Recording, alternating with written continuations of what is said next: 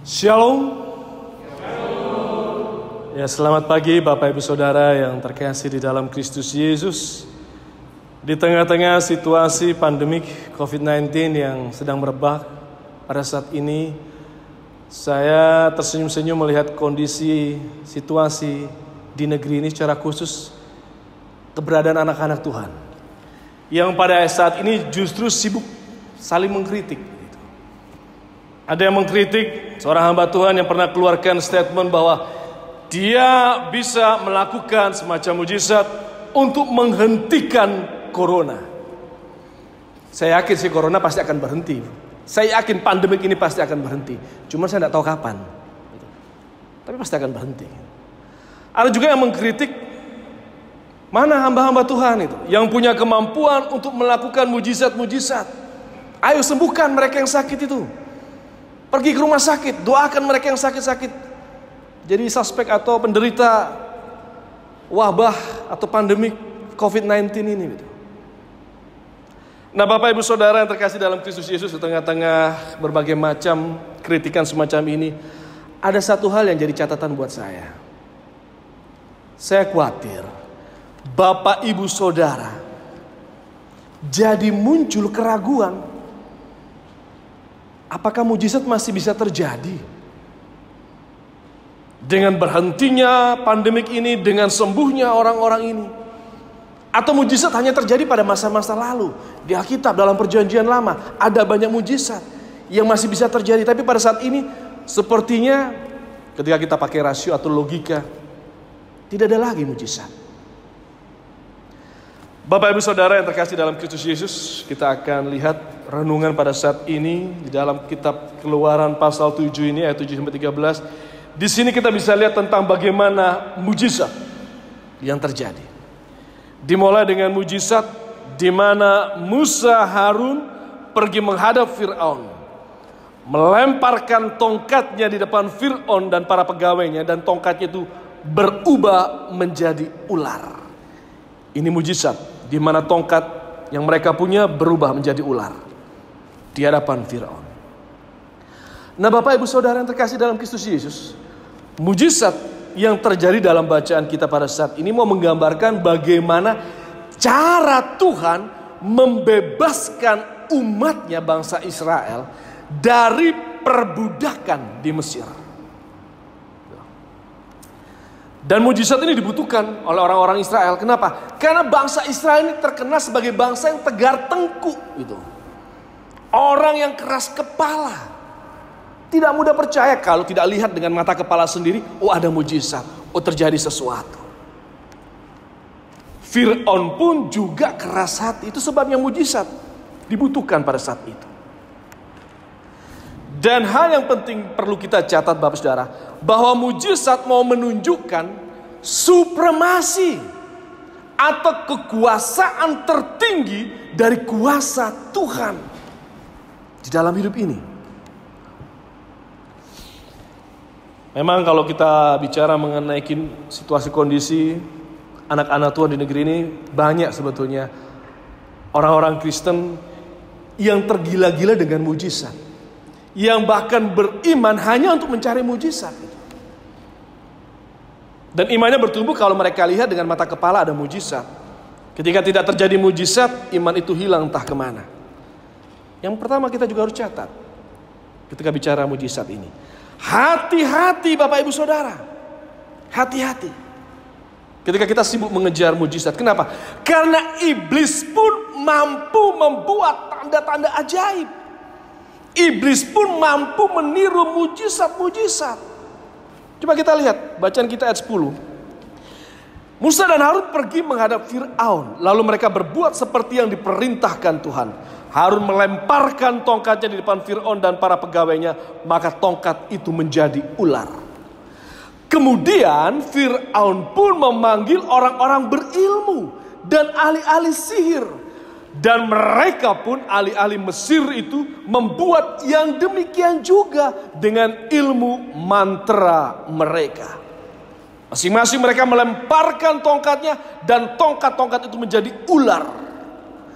Tetapi tongkat Harun menelan tongkat-tongkat mereka. Ini catatan penting buat kita, hati-hati. Jangan berpikir semua mujizat ini, wah ini pasti karya Tuhan. Iblis pun juga mampu membuat tanda-tanda ajaib. Iblis pun bisa meniru mujizat. Itu yang digambarkan oleh ahli-ahli sihir di Mesir. Jadi jangan kita di dalam iman percaya kita hanya sibuk mengejar mujizat itu. Dan ingat, di dalam perjanjian baru, saya kutip di dalam Injil Matius pasal 24 ayat yang ke-24. Di situ di perikop yang berjudul sisaan yang berat dan Mesias palsu dari ayat 15 ya. Matius pasal 24 ayat 24 tertulis, sebab Mesias palsu dan nabi-nabi palsu akan muncul, dan mereka akan mengadakan tanda-tanda yang dahsyat dan mujizat-mujizat, sehingga sekiranya mungkin mereka menyesatkan orang-orang pilihan juga. Hati-hati. Penyesat itu. Hati-hati dengan guru-guru palsu, nabi-nabi palsu, Mesias palsu. Mereka bisa buat tanda-tanda ajaib, mujizat. Sekiranya mungkin mereka bisa menyesatkan orang-orang pilihan, orang-orang kudus. Kita, anak-anak Tuhan. Jadi hati-hati Bapak Ibu. Namun sekali lagi yang kita mau perhatikan, kalau kita bicara mengenai mujizat ini sekali lagi menunjukkan supremasi atau kekuasaan tertinggi yang ada dalam kuasa Tuhan. Walaupun ahli-ahli sihir ini bisa buat, ya mereka bisa tiru mujizat yang dilakukan oleh Musa dan Harun.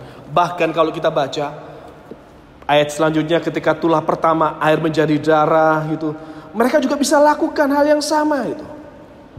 Ahli-ahli sihir itu juga buat hal yang sama. Kemudian kalau kita baca ayat 22, tetapi para ahli Mesir membuat yang demikian juga dengan ilmu-ilmu mantra mereka. Kemudian kita lihat pasal yang ke-8, tulah kedua, katak gitu. Dan di situ ahli-ahli sihir itu pun masih bisa melakukan hal yang sama.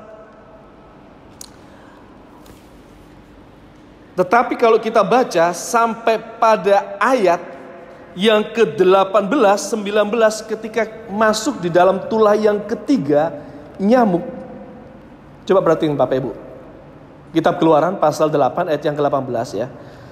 Ketika tulah ketiga nyamuk diberi, tertulis di ayat yang ke-18, para ahli itu pun membuat yang demikian juga dengan ilmu-ilmu mantranya untuk mengadakan nyamuk-nyamuk. Tetapi mereka tidak dapat.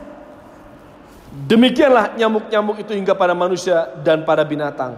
Lalu berkatalah para ahli itu kepada Firaun, inilah tangan Allah. Tetapi hati Firaun berkeras dan ia tidak mau mendengarkan mereka seperti yang telah difirmankan Tuhan. Di sini mau menunjukkan bahwa walaupun iblis bisa mengerahkan tipu dayanya untuk meniru mujizat ya, tanda-tanda yang ajaib ini, tidak semuanya dia bisa buat. Katakan di ayat 18-19 mereka tidak bisa melanjutkan apa yang mereka bisa tiru dari apa yang dilakukan oleh Tuhan. Menggambarkan sekali lagi supremasi atau kekuasaan tertinggi dari Tuhan. Mereka tidak bisa buat itu. Bahkan dikatakan mereka bilang di ayat yang ke-11 itu, para ahli itu bilang, inilah tangan Tuhan. Maksudnya mereka gak bisa buat lagi karena Tuhan sudah berbuat. Gambaran Tuhan yang penuh kuasa itu. Inilah tangan Tuhan. Tapi Bapak Saudara, saya mau kasih penjelasan. Teks di ayat 19, kata tangan Tuhan ini sebetulnya menurut saya kurang tepat. Karena kata tangan Allah ya, kata tangan ini bahasa Ibraninya itu etzba. Kata etzba itu sebetulnya arti harafiahnya itu jari. Bukan tangan, tetapi jari. Maksudnya apa? Terjemahan harafiahnya mau bicara begini. Ahli-ahli sihir itu mau bilang sama Fir'aun, inilah jari Tuhan. Cukup dengan jari. Kita melakukan pekerjaan besar, berat. Kita perlu kedua tangan itu untuk mengangkat sesuatu. Tapi kadang-kala kita cukup pakai satu jari untuk memerintahkan orang lain. Angkat itu, angkat itu. Atau model sekarang, model touchscreen. Sekedar menggerakkan, segala sesuatunya terjadi. Dalam arti mereka mau mengakui bahwa yang dilakukan ini cuma jari Tuhan yang bekerja. Menggambarkan supremasi sekali lagi kuasa Tuhan yang luar biasa.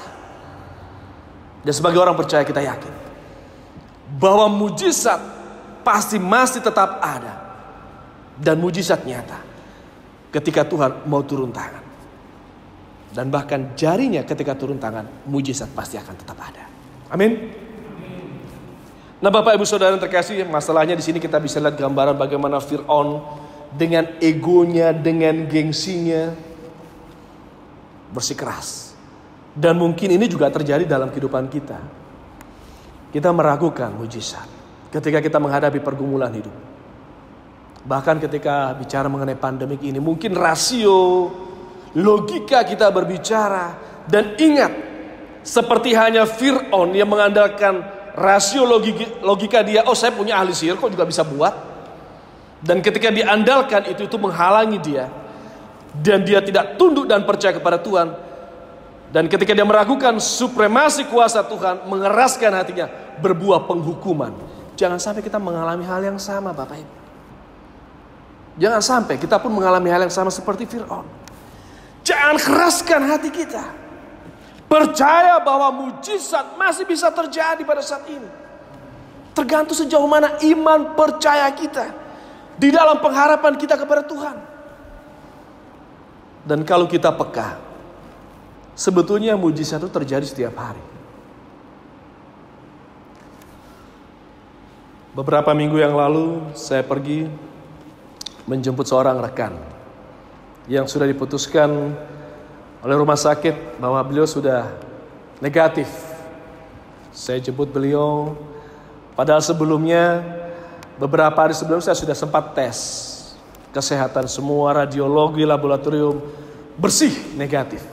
Tapi ketika saya jemput, otomatis saya memasuki red zone, daerah-daerah yang berbahaya. Dan juga Bapak Ibu tahu ketika rekan pelayanan kita kembali pulang ke dalam hangatnya pelukan kuasa kasih Bapa di sorga 2 minggu yang lalu, saya juga hadir di tempat pemakaman. Dan itu berarti membuat saya masuk ke daerah-daerah yang boleh dikatakan red zone. Itu sebabnya saya sempat diberi status ODP. Bahkan pihak kesehatan dari puskesmas rutin menghubungi saya. Tapi saya tidak patah semangat. Hari Senin kemarin saya coba dikonsultasi ya, kepada dokter. Kemudian saya ikut rapid test di hari Senin kemarin. Dan hasilnya keluar hanya beberapa jam kemudian setelah rapid test. Dan hasilnya negatif. Bapak Ibu Saudara, bagi kita orang percaya, saya yakin itu bukan kebetulan. Mungkin Bapak Saudara bilang, oh kebetulan aja. Pak pendeta bisa lewat ini, tidak kena itu dan sebagainya. Nah, sebagai orang beriman, saya yakin, saya percaya bahwa Tuhan yang perkenankan itu lewat. Karena mungkin bisa terjadi, Saudara. Virus itu mungkin hanya sejengkal di dekat kita, yang memungkinkan kita terpapar. Tapi ketika Tuhan berkenan, Tuhan buat itu berlalu daripada kita. Tuhan buat itu lewat. Dan itu mujizat. Itu anugerah yang Tuhan beri kepada kita. Maksudnya tergantung sejauh mana kita mengimaninya. Kita meyakininya, kita percaya. Dan kalau ibu bapak saudara, yang mungkin pada saat ini sedang terbaring lemah di rumah atau di rumah sakit.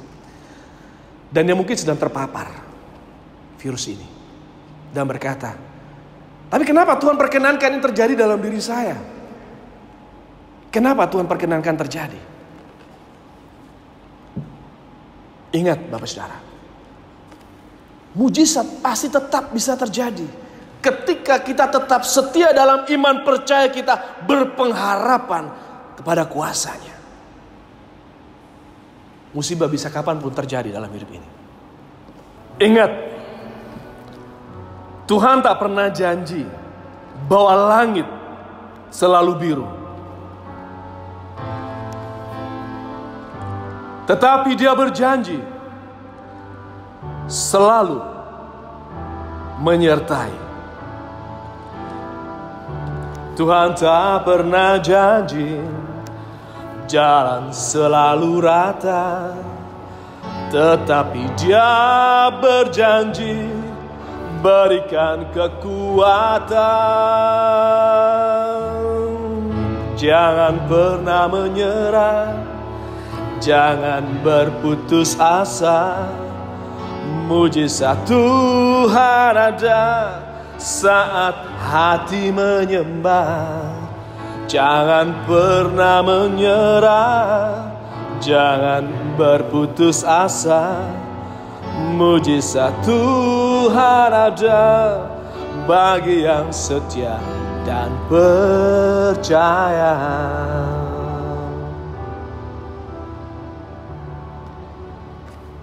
Setia dan percaya, mujizat selalu ada. Tuhan Yesus memberkati. Amin.